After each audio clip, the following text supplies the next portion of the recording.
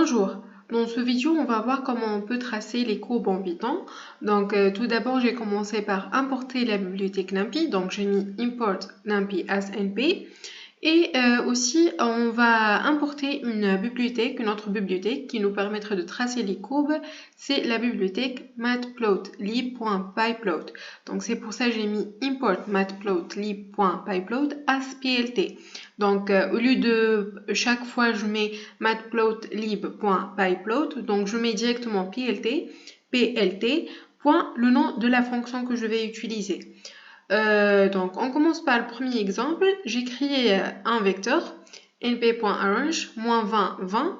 Donc ce vecteur il commence par -20, il finit en 20 avec pas égal à 1, c'est-à-dire le premier valeur c'est -20 plus 1, donc ça fait -19 plus 1, -18, etc. Donc jusqu'à 19. En fait il prend pas le dernier valeur 20, il prend juste avant le 20.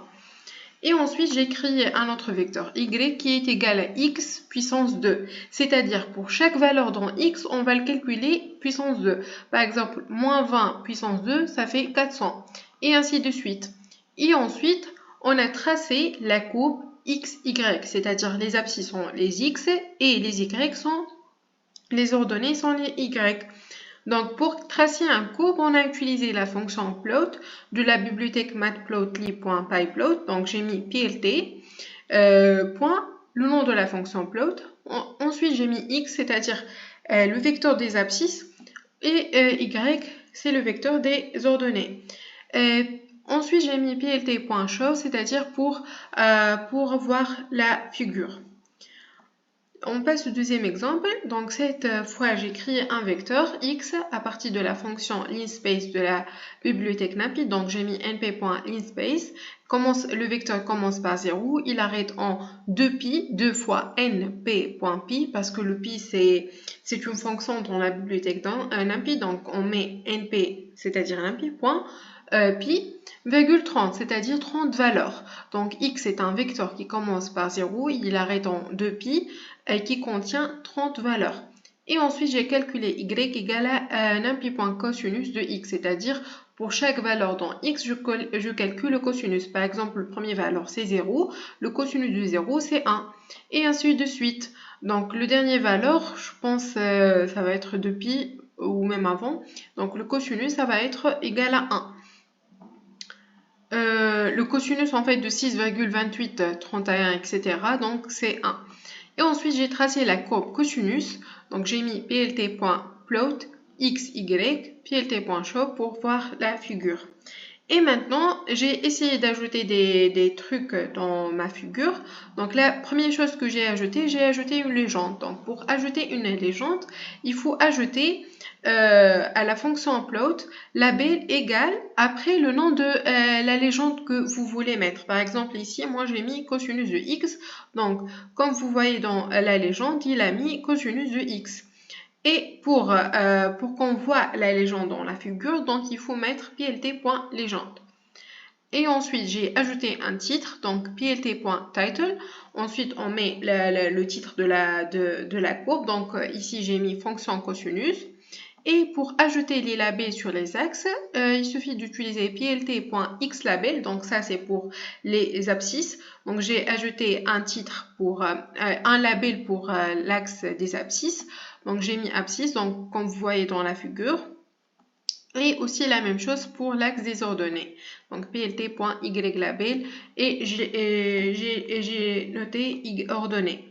Donc vous pouvez changer le nom si vous voulez, je sais pas, vous mettez y ou...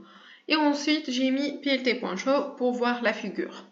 On passe au deuxième exemple. Donc j'ai fait la même chose pour la fonction sinus. Donc j'ai créé un vecteur x qui commence par 0 et il arrête en 2pi, qui contient 3 valeurs.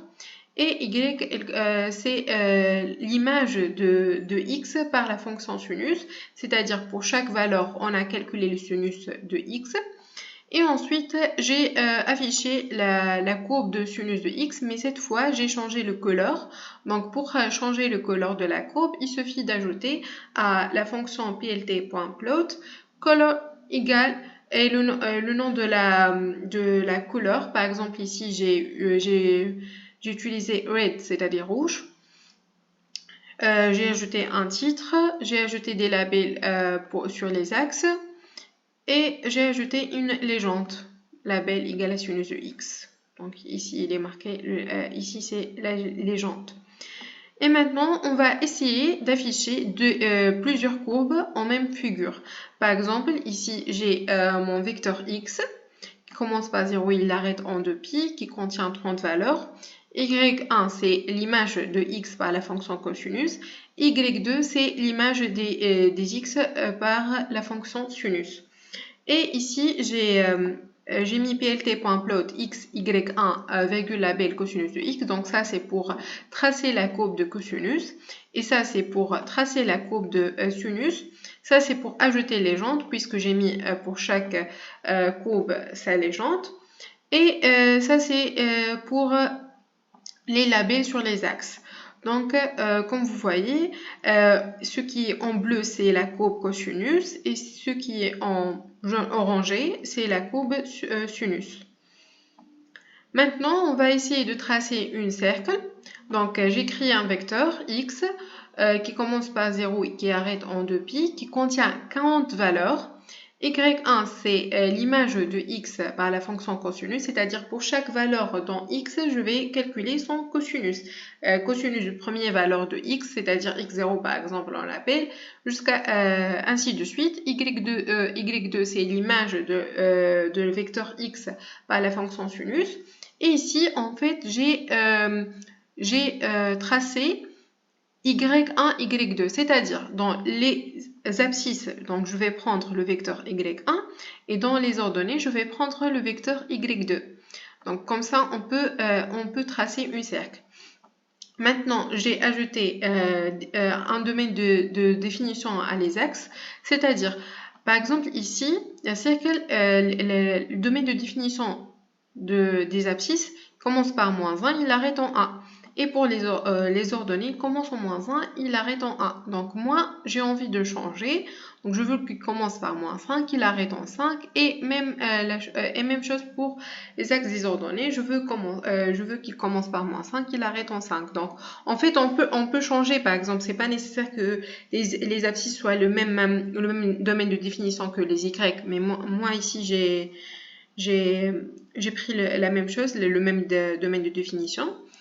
Donc, comme vous voyez ici, les axes des abscisses commencent par -5, il arrête en 5. Et ici, l'axe des ordonnées commence par -5, il arrête en 5.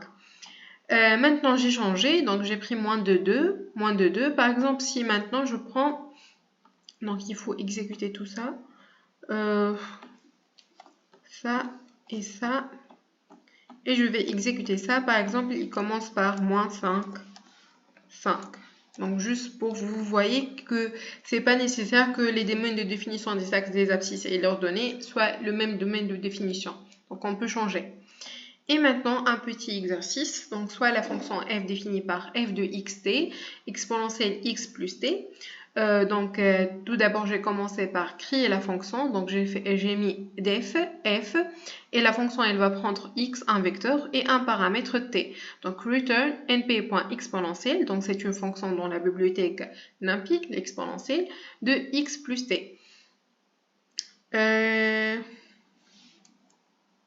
Donc, ça, j'ai mis double. Et ensuite, j'ai créé un vecteur x qui commence par -3 et il s'arrête en 3 avec 50 valeurs.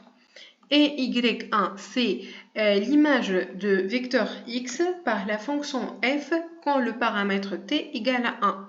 Donc j'ai mis y1 égale f de x, t égale à 1. J'ai affiché le vecteur y1. Donc c'est un vecteur qui contient 50 valeurs bien sûr. Le premier valeur c'est f de x, f de -3 en fait. T égale à 1 et ainsi de suite. Et ici, j'ai tracé la courbe. Donc, l'axe des abscisses, c'est le vecteur x. Et l'axe des ordonnées, c'est y1, c'est-à-dire f de x, t égale à 1. J'ai mis une légende et les labels des abscisses et des ordonnées.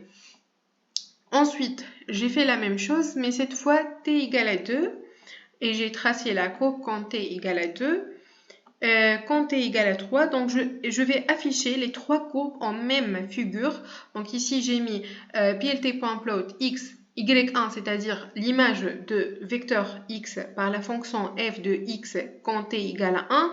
Ensuite, ça, c'est pour quand t égale à 2. Et ça, c'est quand t égale à 3. Ici, j'ai mis les labels, c'est-à-dire qu'on va l'afficher dans la légende. Donc, comme vous voyez, la courbe bleue, c'est quand t égale à 1. La courbe orangée, c'est quand t égale à 2. Et la courbe verte, quand t égale à 3. Et c'est tout. Donc, on va s'arrêter ici pour aujourd'hui et on se voit dans un autre vidéo. Merci.